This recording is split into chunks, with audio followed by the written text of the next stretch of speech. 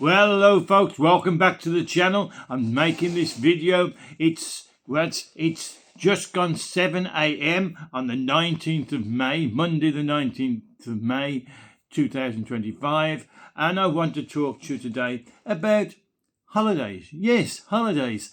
Are you thinking of flying abroad this summer? Well, be aware of possible disappointments. According to online language platform Preply, in which they created a list of the top 15 worst airports in Europe, Britain's airports features as the top 3 and the 5th place. 1, 2, 3 and then the 5th place as the worst airports in Europe. The most stressful airport in Europe once lost 34,000 pieces of luggage in just 1 year. 1 year. Online language platform Preply analysed 25 of Europe's biggest airports to determine which offers the worst passenger experience. Not the best, the worst passenger experience. The study looked at factors such as Google review scores, the number of stressful reviews, lost luggage, queries, punctuality, and the number of passengers passing through each airport. Heathrow Airport was named the most stressful in Europe, getting a stress score of 6.4 out of 10, despite its Google review score of 4 out of 5. 4 out of 5 is the worst. About 65.74% of flights leave on time, and there are 34,700 researches for lost luggage involving the airport at 1 year alone. In second place, Manchester Airport, with a stress score of 5.44 out of 10. It got an average Google review of 3 out of 5. There were 9,180 searches for lost luggage in Manchester Airport, and 66.11% of flights left on time. So 2/3 left on time, so that leaves a third of all passengers didn't leave on time. Bad if you've got a connecting flight. On Google, there were 138 reviews that specifically mentioned it was a stressful experience. Well, when you're going on holiday, you don't want stressful experiences. It's stressful enough booking, finding the right flights, finding the right hotel, seeing do you need to rent a car while you're there, and you don't want the stress of the airport as well. It's okay. Manchester's T3 terminal had previously been ranked as the worst airport terminal in the UK. It received a painful customer satisfaction score of just 38%. Just over a third.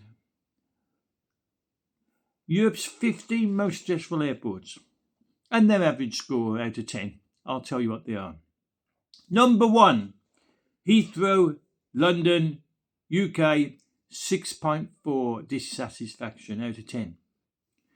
Manchester runs at number 2 with 544. In third place, London Gatwick. So London features again with a 5.4. Just slightly behind Manchester at 544. London Gatwick comes in at 5.4. So well in the lead was London Heathrow at 6.4. The next one is the French. The Charles de Gaulle in France, Paris, France, 5.16. What do we get next? Well, we get London again with Stansted, UK, with a 5.14 dissatisfaction. Now, it's out of 10, so that's more than half, just slightly more than half, were dissatisfied with flying from Stansted. We've got Italy, the Leonardo da Vinci Fiumicino, Italy, 4.11. And then we got Germany with the Berlin-Brandenburg Airport at 3.66. Oslo, Norway, 3.57. Amsterdam. So all the countries in Europe are getting involved now, aren't they? We've got Istanbul, Turkey. We've got Italy with Fiumicino. We've got the Berlin, Brandenburg. We've got Oslo, Norway. And then we get Amsterdam, Holland, Netherlands, 3.53. Then we get Spain with Palma de Mallorca, Spain, 3.5. Spain again with the Joseph Tarradellas in Barcelona, 3.48. France comes back in again, Orly in France, 3.23. And we've got Germany again with Frankfurt Airport, 3.19. And Germany again with Munich, Germany, 3.16. So Germany's well in there, but in the lower 15. England got 5 in the worst airports, taking the top 3, and then the 5th, and then about the 7th or 8th, I think it was. We're not doing too well in Britain. Now, in all honesty, I have to say I did have problems in my transit change. When I arrived this April, I went to Italy for 9 days, 9 nights, I should say, and in April, and I had trouble with my transit change. From Birmingham Airport, it doesn't list in this top 15, so well done, Birmingham. So I arrived from Birmingham into Frankfurt, and we saw the score there was 319 and was replaced in 14 out of 15, so not too bad, due to a change made by my ticket seller, in which I arrived at the departure gate, got off the plane, get on that bus from the plane to take you into the terminal, to go on to my next flight, and I arrived at my departure gate only to be advised my gate was somewhat further away. What I did manage to get on it, although the transit bus, I did manage to get on it, although the transit bus from the plane to the departure lounge dropped me off at the other end of the airport. It's a big airport, Frankfurt is, and I went to the looking for where's the gate? Because it's on my ticket.